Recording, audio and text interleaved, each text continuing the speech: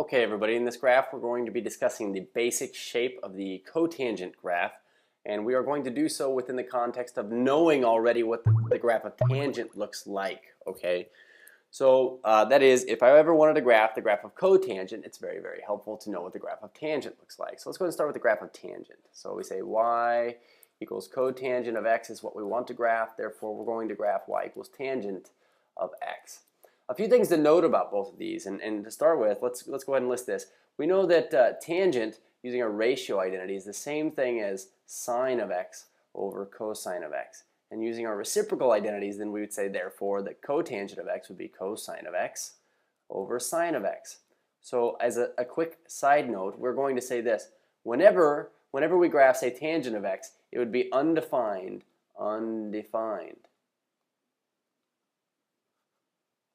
if cosine of x equals 0. And the graph of cotangent of x is undefined if sine of x is equal to 0.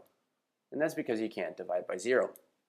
So let's start with the graph of y equals tangent of x. What do we know about the graph of y equals tangent of x? Well, it has a period of pi. Okay, pi units. It's only going to take it pi input, pi units worth of input in terms of angle in here before it starts to repeat itself again. And so an important thing to note about both these functions is that they both have a period of pi. If tangent has a period of pi, then its reciprocal function also is going to repeat every pi units. Okay, so that being said, let's go ahead and sketch out tangent. If our period is pi, we'll just go out here and we'll say, okay, so we'll go pi units past. We'll go one above, one below, because we have a leading coefficient of 1 here, 1 and 1. We'll talk about this further in future videos.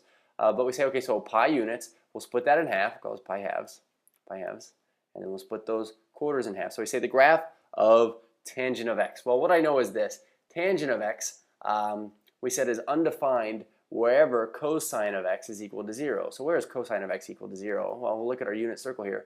Cosine of x would be 0 here, up at pi halves, and down at 3 pi halves. So specifically, we'll pay attention to pi halves, since that's already on our graph. But at pi halves here, we'd say tangent of x is undefined. Okay. So what else do I know about tangent? Well, what's tangent of 0? Well, that'd be like sine of 0 over cosine of 0. Sine at 0 is 0. Cosine at 0 is 1. So we get 0 over 1. So tangent, we know on the basic quick graph, starts at a height of 0, kind of a fourth of the way through, goes up to a height of 1, and proceeds up like this. And then 3/4 of the way through, it's down at a height of -1, and then makes its way back up to ground level. We say this is the graph, the quick graph of y equals tangent of x. And of course, it just repeats itself like this forever and ever and ever and ever and ever and ever. But the bottom line is this. We say, okay, so what if I wanted to graph its reciprocal function? Well, if I know what its function looks like, tangent of x looks like, then graphing its reciprocal is not going to be so bad, because what I know is this. Wherever the original tangent graph is at a height of 0, then its reciprocal is going to be undefined. So we say, okay, so cotangent is going to be undefined wherever my tangent graph was at a height of 0, because when I try to reciprocate 0, I get undefined. I also know this. Wherever my original graph was originally undefined, my reciprocal function is going to be defined at a height of 0. Okay, so cotangent passes through this point right here. We'd say, also right here, what's the reciprocal of +1? Well, it's also +1. What's the reciprocal down here at -1? At a height of -1 is -1. So our cotangent graph looks like this, you guys. It's kind of like a tangent graph, except for it starts high and heads low, okay? And it starts at 1, goes to 0, goes to -1, is undefined, and also has a period of pi units, because after this pi units worth of rotation in terms of angular input, it's just going to repeat itself over and over and over again. So I think it's helpful to go look at the graph of this. We say, okay, what you're looking at right now is the graph of y equals cotangent of x. And what I'll do is I'll highlight tangent of x. Okay, so tangent of x, here's what we see here. Key points that I want to point out are these. Whenever we said tangent was at a height of 0, so if I kind of scoot back a little bit here, I know this is really, really weird looking, but wherever your blue graph here, your tangent graph, is on the x-axis, you'll notice that your red graph was undefined. It just doesn't even walk over that x value, because the reciprocal of any height of 0 is going to be undefined. Likewise, looking at your original tangent graph, where it was undefined, so like at pi halves here, your original blue graph doesn't have a y value, well then its reciprocal function is actually going to have a reciprocal of 0. So wherever the original tangent graph is undefined, then our cotangent graph is at a height of 0. And then last but not least, if we kind of zoom back in here, kind of manipulate this a bit, we'd say, all right, then you notice where they collide here, where tangent, the blue graph was at a height of 1, our cotangent graph was also at a height of 1. Where our blue graph down here was at a height of -1, our cotangent graph was at a height of -1.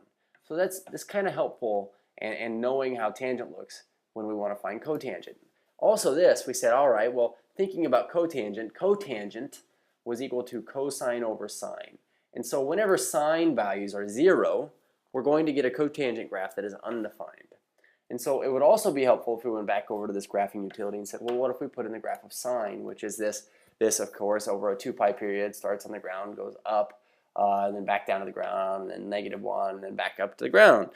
You'll notice that wherever this graph in yellow is at a height of 0, our graph in red is not defined at all. It just doesn't exist there. So for all of these parts where our red graph is kind of screaming off to either positive or negative infinity in its y values, you'll notice that our yellow graph was on the ground. Likewise, okay, where our sine graph either reached a height of -1 or +1, our cotangent graph was at a height of 0 because wherever sine was at, like, say, +1 or -1, so like on our unit circle here, there it is. Wherever sine values are at 1 or -1, then our cosine values were at 0. And we know that cotangent is cosine over sine, and if cosine was 0, okay, then this whole thing would be 0, and cotangent is also at a height of 0. So that is the basic shape of the cotangent graph.